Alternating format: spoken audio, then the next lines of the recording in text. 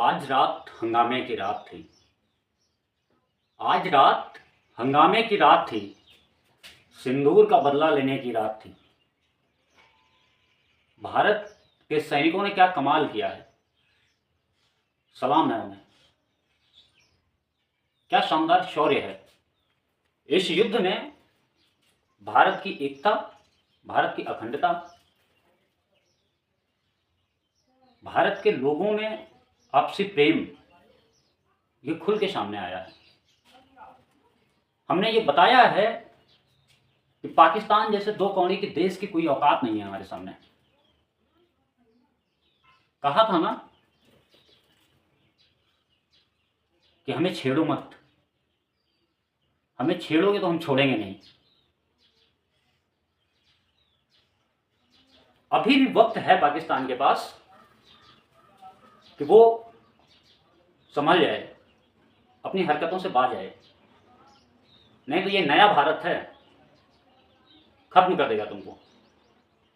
दुनिया के नक्शे में पाकिस्तान कहीं दिखेगा नहीं। अभी भी वक्त है। इतने हमलों के बाद में भारत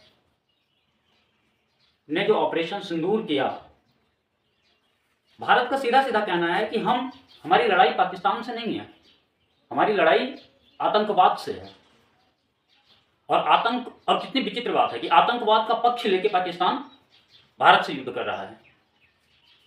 कल रात जो भी हुआ, भारत के सैनिकों ने जो कमाल किया वो अद्भुत है, अद्वितीय है।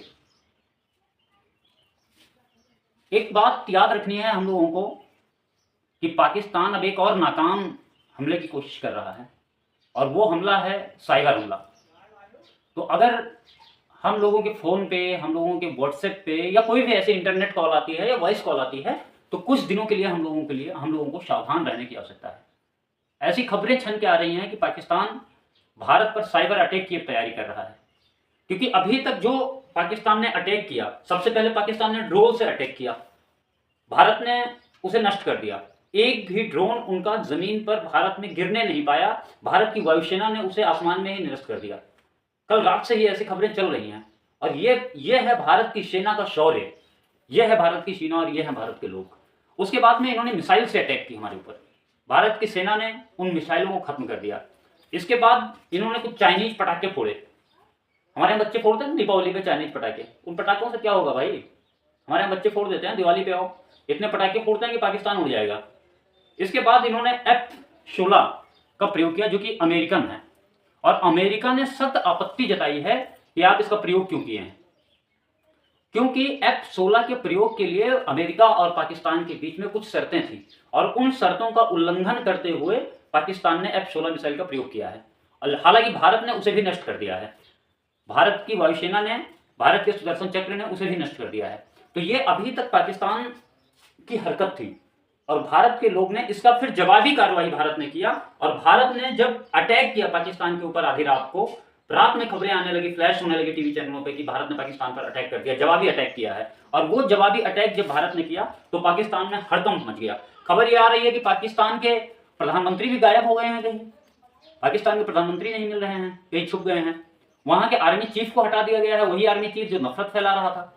एक खबर और चल रही है पाकिस्तान में कि आज चूंकि शुक्रवार का दिन है, तो आज एक खबर और चल रही है कि आज वहां नमाज वगैरह होनी है, तो उन्होंने इस पूरे युद्ध को जिहाद की तरफ मोड़ने की कोशिश की है।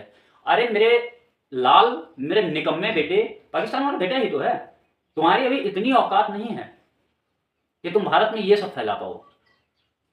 नाम पूछ के तुमने गोली मारी थी ना हिंदुओं की, इसीलिए तुमने नाम पूछा था ना कि भारत में बवाल होगा, भारत में दंगा होगा। भारत के लोग इतने पागल नहीं हैं, भारत का मुसलमान बहुत समझदार है, भारत के मुसलमान के पास में वो समझने की क्षमता है, और भारत का हिंदू भी इस बात को समझता है, और भारत के राजनीतिक लोग भी इस बात को समझते हैं।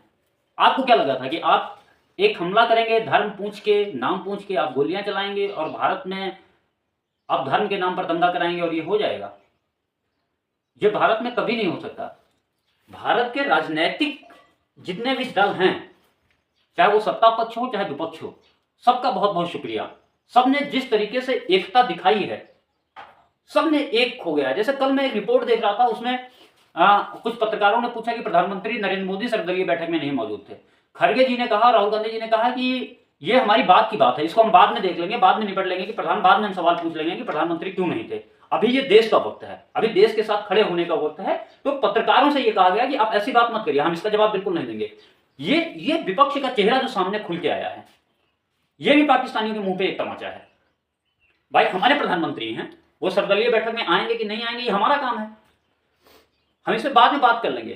कितनी बढ़िया खड़गे जी ने कहा कि ये हमारा अपना सवाल है, ये हम बाद में हम पूछ लेंगे प्रधानमंत्री से कि वो क्यों नहीं आए। अभी वक्त है कि हम देश में एकजुट रहें कि वो सर्वदलीय बैठक में क्यों नहीं। ये मुद्दा ही नहीं है, मुद्दा यह है कि हम पाकिस्तान को धूल कैसे चटाएं।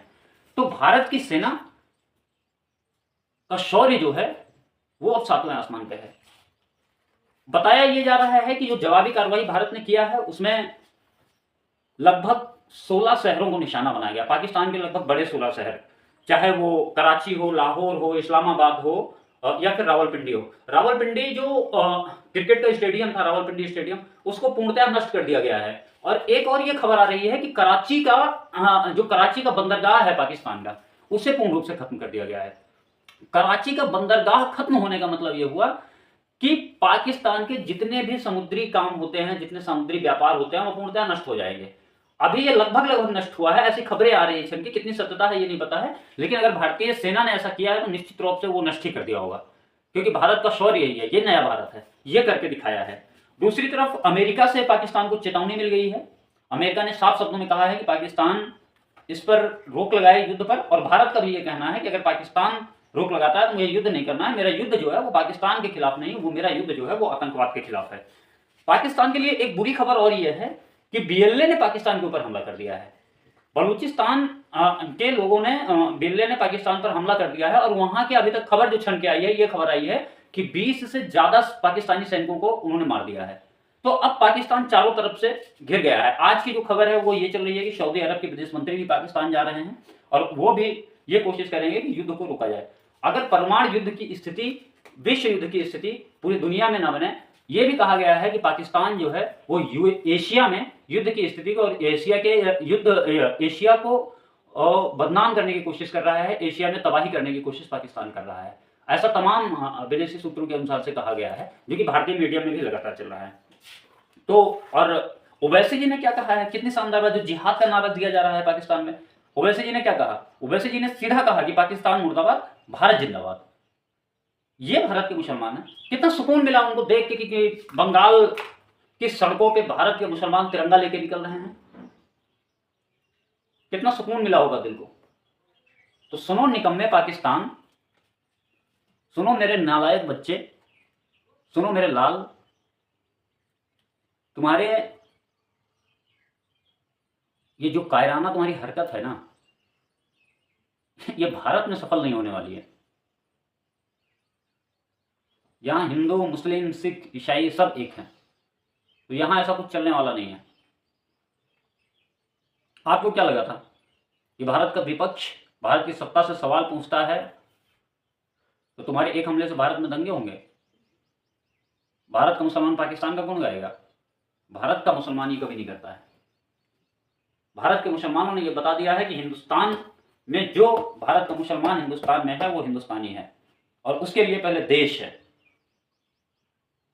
अगर मुझसे कोई पहले पूछेगा कि आप पहले गीता को चुनेंगे या भारत के संविधान को चुनेंगे या भारत के देश को चुनेंगे, तो हम कहेंगे हम भारत के देश को चुनेंगे। सबसे पहले देश आता है,